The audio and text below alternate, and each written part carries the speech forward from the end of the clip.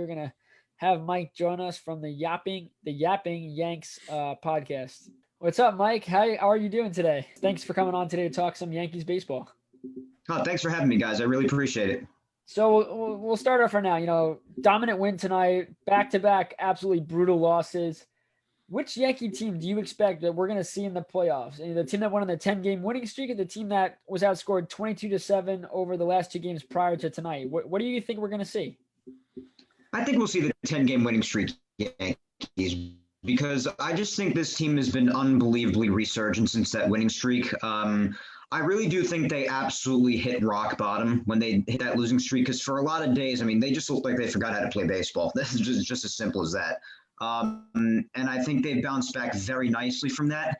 I think just the last couple of days, yesterday I believe was a game you obviously want to win because you are still battling for home field against the Twins, but I think yesterday starting Michael King and then, bringing guys like Nick Nelson, it looked like it wasn't really a game they were too intent on just dominating yesterday. But I had a feeling with Gerrit Cole on the mound today, I just had a feeling they would bounce back. And I don't think the last 2 days on Sunday, I think Davey was due for a bad start because Davey had been doing so great. And I think the Yankees overall were due to lose eventually.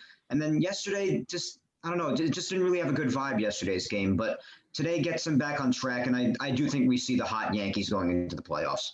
Before we get to the next question, we talked on Twitter about Aaron Hicks in the outfield, and he drops a ball between him and Judge, and we spoke about it. What do you think? Does Hicks need glasses, or it's just he can't see through the sun or the lights? Because no, it's been happening more and more this season where Aaron Hicks just looks completely confused in the center field. And yeah, granted, we've seen Gardner make some errors too, which is very not like him.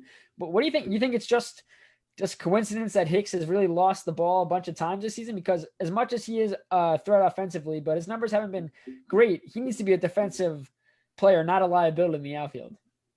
Yeah, and I thought I would bring that up because it is something that, like you guys, I have observed, and it was surprising to me because, like you say, his defense is usually considered a strength of his. I've just noticed that it seems like he's not putting necessarily the same effort into outfielding like he usually does in past seasons. His arm looks pretty good. I don't really think there's much wrong with his arm. And if anything, with his defense, I would think that would be the problem because of his Tommy John. He might want to be careful, but that's not even the problem. It just looks like he's not tracking fly balls like he usually does. He's not taking good routes. He's not putting in effort when the ball does land. It seems like he's being very lackadaisical, which I never really knew Hicks to be that in the past. So when I've been observing that throughout this year, it was just surprising to me. So I just thought I'd mention it. As far as what the problem could it be just the fact that it's 2020 and he might just not be putting in the same effort? I don't know. Could it be the lights in certain stadiums? They have said the lights in the Buffalo ballpark are not great. It's tough to see the ball sometimes, but it's been happening in other places other than just Buffalo. So I don't think it's a Buffalo problem. But I don't know what it could be. Maybe he's just not seeing the ball as well this year. Maybe he's regressing, or maybe it's just because it's the season it is. But regardless of what it could be, I noticed there's been a regression in his defense, which is surprising to me, and I just wanted to bring that up. Yeah, for sure. Yeah, I completely agree. And you touched on this after the first question with Deivi Garcia. And right now it's Cole and Tanaka are the 1-2 come postseason time, but the third spot's up for grabs between Deivi and J.A. Happ, who's looked very good over his last several starts. So if you had a pick right now, who are you going in that game 3? You see, before Sunday, and I'm going to look beyond Sunday because everyone's due for a bad start every now and again, and I'd rather Davey get that start out of his system on Sunday rather than in the playoffs. But if J Happ didn't go on this winning streak, it would or this hot streak with pitching, it would be a much easier answer.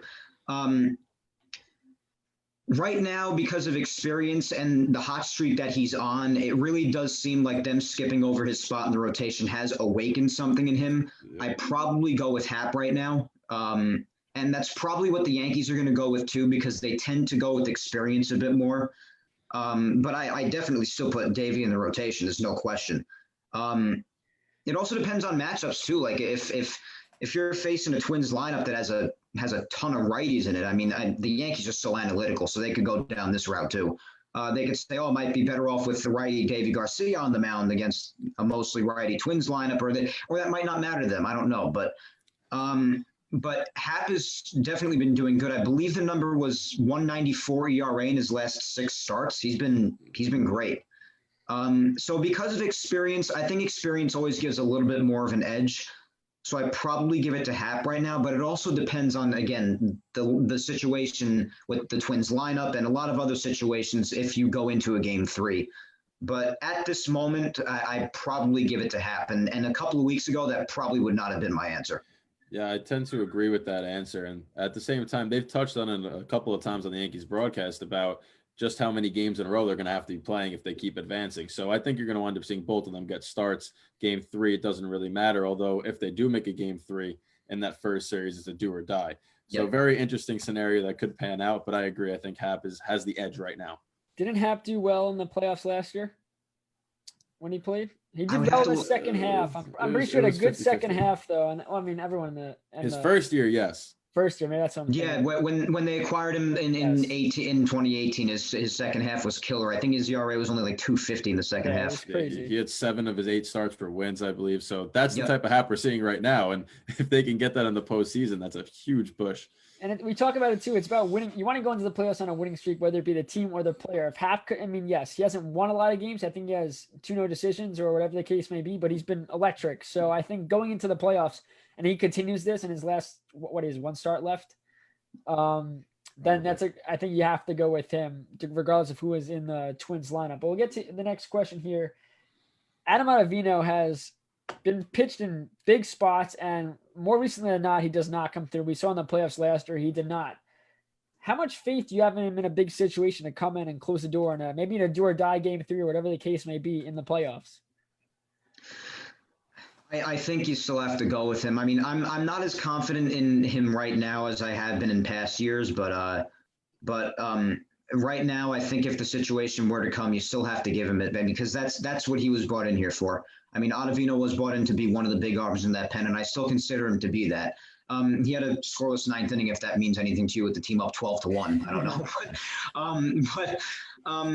Listen, he struggled a little bit this year, and I think if anybody's struggling this year, I'm willing to be a bit more lenient because of the type of season it is. But right now, because of the way Ottavino, we brought him in here to come into those big spots and get big pitches across the plate and get people out. So I still trust him to do that, because at the end of the day, he still has a slider that moves like a frisbee, and he still has a really. He has a 2-seam fastball like almost none I've ever seen. The guy, the thing with Adam Ottavino is that right when he has it or doesn't have it based on how the pitches move, because it's kind of tough when it comes to control with him, because I don't even think he has complete control over where his pitches go because they move so damn much. So I still trust him though, because he's still, even when he struggles, his pitchers are still filthy. And he's brought in here to get the job done, and I think he is. He's still one of those big forearms at the back end. So yeah, I trust him. If you trust him, we trust him. So that was a convincing argument there. I mean, the thing I look towards most is his big game performance in the 80 ERA last year in the postseason. So I'm skeptical, but like you said, his pitches move so much that if he is on, he's one of the best that there is, and they got to hope he is on. But somebody that has been hot recently is Clint Frazier. So what do you think they should do with him, especially in the playoffs, just in case you did everything we have asked, but there's no room for him in the postseason. You know what I mean? So it's tough, because do you put him in left field over Gardner and lose? I still believe Gardner's the better defensive outfielder. I think what they're going to wind up doing is putting him out there and then defensive replacement later on. But what would you do with Clint Frazier? Clinton's got to be out there. He has to be. I agree. Without, there's 3 guys that I think without them, the Yankees would not be where they are right now. And even going back to last year when it comes to one of these names, DJ, Voit, and Clint. Those are the 3 names. If you had to pick them, the Yankees would not be where they are right now without any of those 3 guys. Clint Frazier's transformation, I want to call it, in 2020 is not only the most 2020 thing of all time, but it is so amazing to see. Clint has made such a fan out of me. I was always indifferent towards him in the past because I really loved his ability to hit, because his hitting was never the issue. Yeah. But I didn't like how he was in the clubhouse, his personality, and of course we all know his abysmal defensive struggles in the past. But I've always been a fan of his hitting, so I've always been indifferent towards him. But what he's proven that's possible out of not only an athlete but a person within less than a year, really, because he was still acting the way he was last year until the end of the year. And it's only September right now. And the whole entire year that he's been here, he's been a new person, personality wise. He's been supportive of the team. He always gives these great answers that are most of the time very selfless, which was never the case in the past. He's always wanted to do just what's best for the team. I want to do this for the team. He sounds like much more of a leader now. He brought over his excellent hitting that he's always had, so that hasn't changed. And his defense, which I not only ever thought, I never thought it was possible to improve on defense that much, let alone within a year that much. I never even thought that was possible. So Clint has really impressed me this year. Gameplay wise, I think he has it over Gardner, although I have a lot of respect for Gardner. But I think he definitely has a position over Gardy this year, and definitely over Tauchman. Tauchman is getting beat on 90-mile-an-hour meatballs right down the middle right now. It's just not convenient for a playoff spot. So, yeah, I got to give it to Clint. The Yankees are not where they are right now without him. I got to give it to him. With Clint Frazier, I don't know if this plays a part, but the fact that this virus hit and he decides, okay, I'm going to wear a mask, do you think it maybe opened his eyes to, being just a better teammate, a better person, looking out for everyone else? Because it seems to me that, he's wearing the mask. He's doing it. He said he wanted to do it to be a leader in, for young people to wear masks and all that stuff. But I think it really has affected and shown the growth and not just his ability. Obviously, we've seen what he's doing in the field and hitting. But again, as a person, he's very selfless. I think maybe this virus played a part into his mental game. It could have been. That could definitely be it. He's definitely been a huge role model for people. And regardless of him taking his hitting over like he has in the past and his defense improving, again, just his overall transformation and how he is as a person is a huge part of that. Again, I didn't know it was possible to change as much as he has within much less than a year.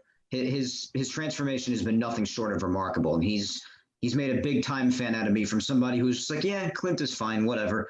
Now he's made a big fan out of me. And I think it started off well, as you said, with him trying to be a role model to wear the mask. He's carried that through the entire season.